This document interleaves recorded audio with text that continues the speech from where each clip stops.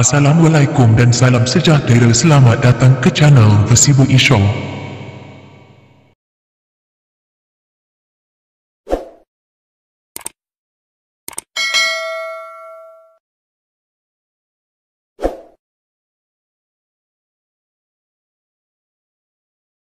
Mengenal makanan yang ada di Sabah. Kelupis, makanan tradisional dihasilkan menggunakan beras pulut dan santan yang begitu sinonim dengan masyarakat di pantai barat Sabah seperti daerah Beaufort, Sipitang, Kuala Penyu dan Menumbuk, khususnya etnik Brunei dan Bisaya. Makanan tradisi itu adalah hidangan wajib masyarakat berkenaan setiap kali mengadakan kenduri, majlis perkahwinan dan juada istimewa ketika Aidilfitri maupun Aidilada.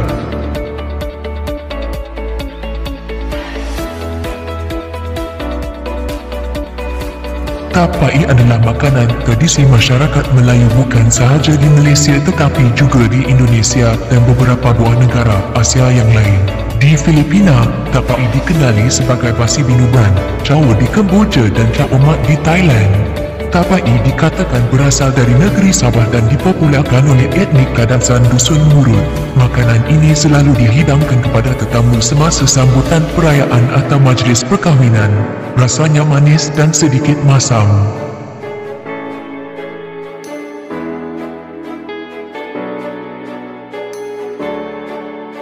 Kinubul atau kubal adalah makanan tradisi suku kaum Bisaya dan Tatana.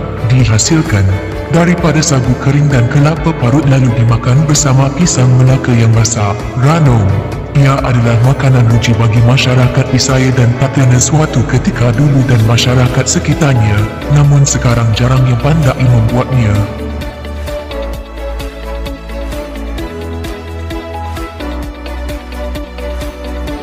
Tumpi antara kuih yang terkenal di Sabah, seperti Kuala Penyu dan Beaufort, sedap diminum bersama kopi, senang dibuat. Sinonim bagi masyarakat Brunei, Kadayan dan Bisaya, tumpi juga terkenal di negara Brunei. Bahan-bahannya, 3 cawan tepung gandum, 1 cawan kelapa parut, kalau tak bubur pun boleh, 4 hingga 5 sudu makan gula, kemanisan ikut suka, 1 hingga 2 sudu makan minyak masak, dulu tiada margarin butter okey, 1 sudu teh garam, air untuk membancuh, secukupnya.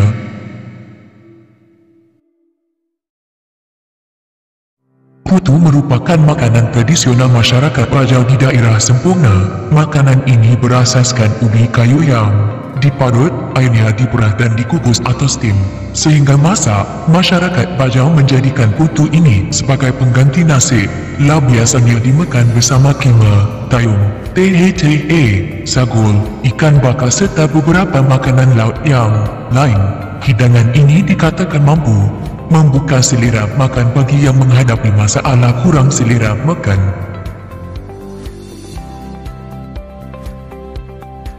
Latuk ialah masakan Sabah dari suku Suluk dan Bajau Laut di Sabah yang diperbuat daripada rumpai laut anggur. Ia boleh dimakan mentah atau dihidangkan dengan campuran berahan limau kasturi, bawang serta cili padi sebagai pembuka selera. Latuk rasanya sedikit masin dan boleh didapati di pasar atau tamu mingguan, bazar Ramadan dan restoran makanan laut. Latuk juga dimakan bersama nasi panas dan ikan wayu panggang seperti ulam. Latuk mempunyai beberapa khasiatnya seperti vitamin C, kalium, kalsium, iodin, protein dan asid lemak tidak tebu. Antara kebaikan yang dapat diberi kepada orang yang memakannya seperti mengaktifkan kulit untuk menghasilkan kolagen, merawat parah, memelihara kesihatan darah, tulang, otot dan fungsi saraf.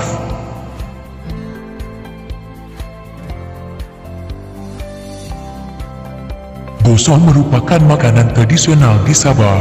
Ia merupakan makanan bagi suku kaum Kadazan Dusun dan Murut.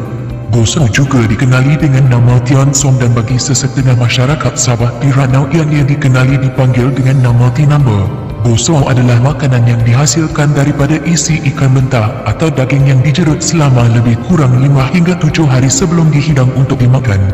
Biasanya bosong yang telah siap dihasilkan akan disimpan di dalam bekas plastik atau botol yang mempunyai penutup yang rapat agar bau bosong yang kuat tidak keluar. Ini adalah bagi mengelak bosong tersebut daripada dihinggap lalat dan sebagainya.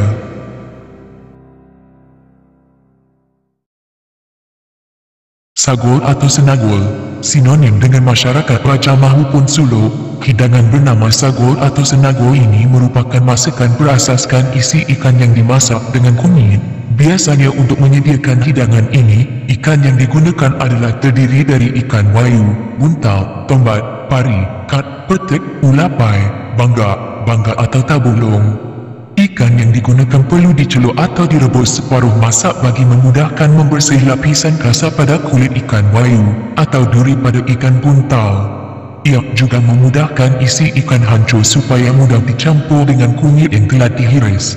Hati ikan pula akan dicincang bagi mengeluarkan minyak yang terdapat pada hati ikan. Minyak dari hati ikan ini akan memberi rasa kepada sagol.